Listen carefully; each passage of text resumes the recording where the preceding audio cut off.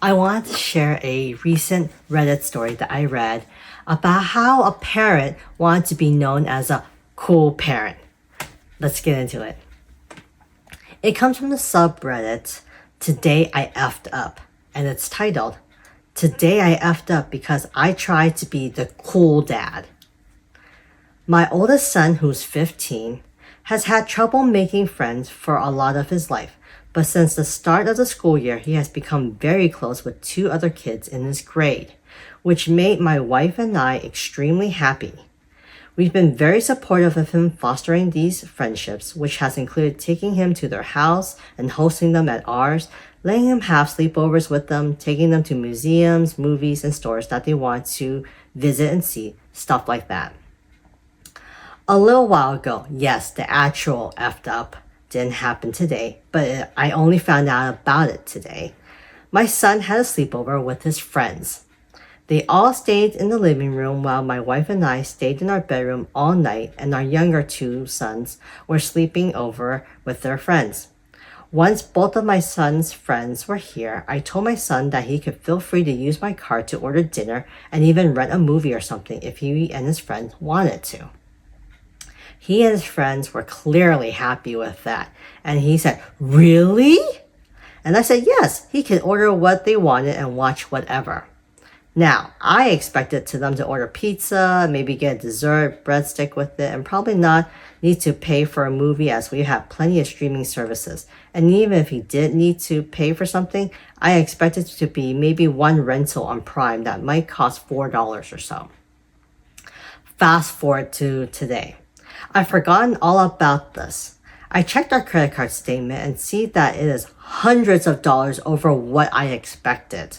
I looked through the transactions and found two DoorDash orders totaling over $100 a piece, a $125 instant card order, multiple charges from Amazon Prime for different streaming subscriptions that I do not remember signing up for, and a Shudder subscriptions I don't remember signing up.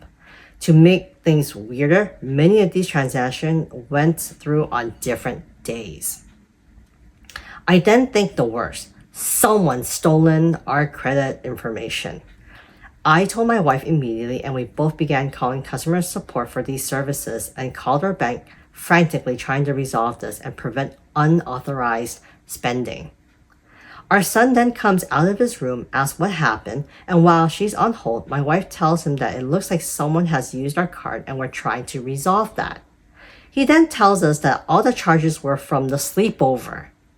His friends ordered dinner, the first DoorDash order, and snacks that we didn't have, the instant card order, but also stayed up late enough to even want more food, the second DoorDash order. They also watch a bunch of movies, but instead of one-time rentals or using streaming services we had, they opt for a 7-day free trial whenever prompted. But he forgot to tell me to cancel those subscriptions the next day. TLDR. I let my son use my credit card for a pizza and movie during a sleepover, and he ended up spending hundreds more than I had expected.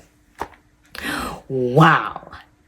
I can totally relate to that in terms of not having my kids using the credit card. I don't mean that, but I can relate to trying to be a cool parent and trying to be supportive of having, your children's friends come over and, fostering that closeness and friendship. I totally get that. But yeah, OP, you really did pay the price for trying to foster those friendship for your son. But good for you. That just shows that you're a really good and supportive parent and very understanding. The way that you went out of your way to make sure everyone was comfortable and your son was happy, his friends were happy. Good for you.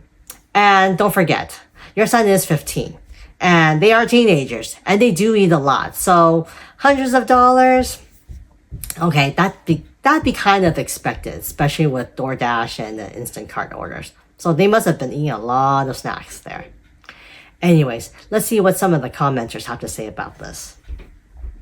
First commenter says, "Looks like you got someone to mow your lawn, do the dishes, and take out the trash for the next few months."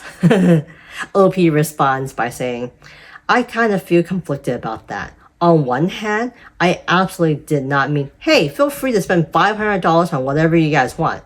But on the other, I didn't give terribly firm limits.